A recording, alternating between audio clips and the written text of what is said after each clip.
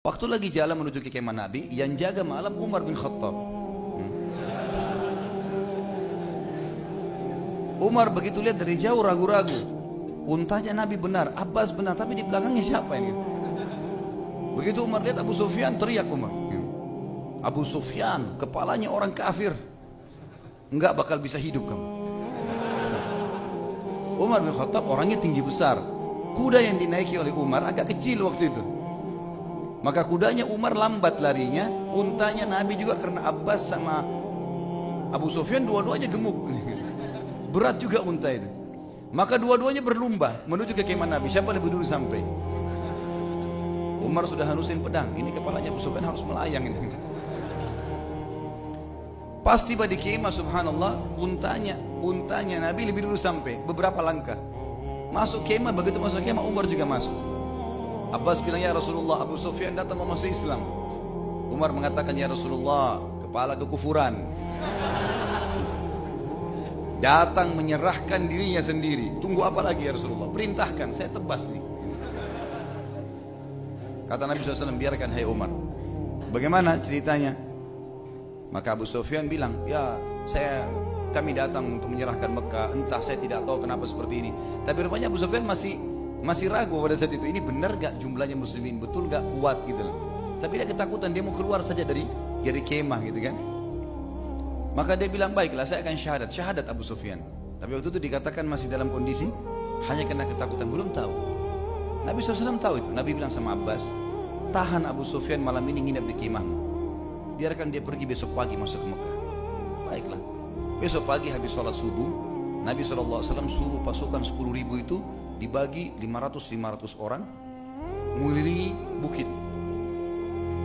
Diperlihatkan kepada Abu Sufyan sambil Nabi ngobrol sama dia, bagaimana pendapat tentang Islam, bagaimana begini, sambil pasukan lewat. Tunjukkan keterampilannya, putar gunung, datang lagi yang satu, terus begitu. 10.000 orang. Jadi banyak sekali, mutar di gunung itu dan tidak selesai. Kata Abu Sufyan, siapa mereka? Kata Nabi SAW, kamu lupa? Itu kebanyakan mereka dari muhajirin. Jadi rupanya dari 500 ini ada terakhir 1.000 orang, itu khusus dari pasukan muhajirin. Khusus dari muhajirin, dan mereka punya keterampilan pedang luar biasa. Ditunjukkan di depan Abu Sufyan. Siapa mereka? Karena matanya aja yang kelihatan. Kata Nabi SAW, Ali bin Abi Thalib, Uthman bin Affan, Abu Bakar, ini semua orang-orang dari Mekah semua ini. Siapa yang bisa melawan ini? 10.000, hancur Mekah ini. Kata Nabi SAW, izinkan sekarang dia pulang. Pulang Abu Sufyan, lari-lari masuk ke Mekah. Apa beritanya? Percuma, gak bisa kita menang. Menyerah diri saja. Hindun waktu itu istrinya sempat marah, gitu kan? Hindun ini benci sekali sama Islam, nanti juga masuk Islam dia. Yang membelah dadanya Hamzah di perang Uhud, benci sekali sama Islam karena ayahnya, pamannya dan adiknya mati terbunuh di medan Badr, gitu kan? Maka kata Hindun, jangan percaya orang gendut ini, gitu. Begitu riwayatnya, ditunjuk suaminya, karena suaminya bilang, serahkan diri, percuma, 10.000 pasukan, ini sebentar lagi masuk nih. Kalau kita aman, kita akan aman. Karena sebelumnya Abu Sufyan bilang, ya Rasulullah, bagaimana saya selamatkan Mekah kalau begitu? Kata Nabi, siapa yang masuk ke rumahmu, aman. Karena Abbas sempat bisikin Nabi, ya Rasulullah, Abu Sufyan ini suka dengan jabatan, kedudukan, beri dia jabatan supaya Islamnya kokoh, dia masih mu'allaf. Kata Nabi, siapa yang masuk ke rumah Abu Sufyan, dia aman. Kata Abu Sufyan, rumah saya kecil, Mekah masih banyak gitu. Baik, siapa yang masuk ke Masjid Haram, aman. Masih juga belum cukup, satu kota Mekah. Kata Nabi SAW, siapa yang menutup pintu rumahnya, gak ada di jalan raya Mekah pada saat pasukanku masuk, aman. Kata Abu Sufyan, ini yang luas. Dia pulang lalu dia tadi motivasi orang Mekah, menyerahlah demi Allah, begini, saya lihat begitu, diceritain semua. Hindun datang, jangan percaya orang gendut ini. Bahkan Hindun sempat mengatakan, bunuh saja dia. Karena Hindun tidak terima itu, kan? Maka dia bilang, jangan percaya perempuan ini, saya lebih kenal dia, gitu.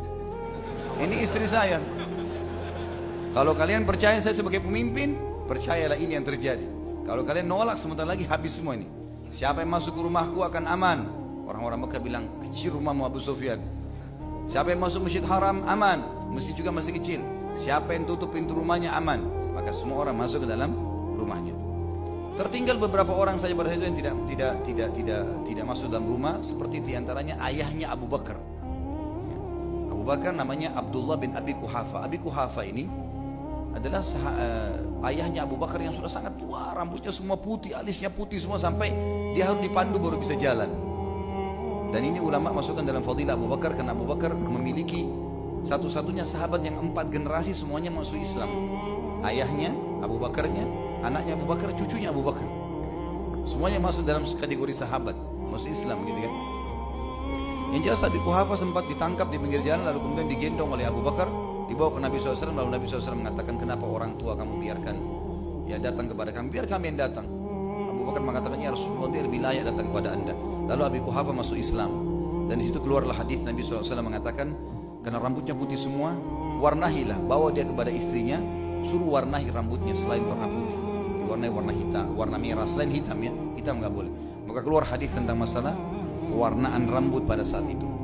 Yang jelas Nabi SAW waktu masuk ke Mekah tidak ada perlawanan, beliau memberikan instruksi. Ada 10 orang, 10 orang, dimanapun kalian dapat dia, bunuh, walaupun mereka bergantung pada kiswahnya Ka'bah. 10 orang ini nggak bisa lolos, harus ditangkap, bunuh. Gitu kan? Begitu instruksi Nabi SAW.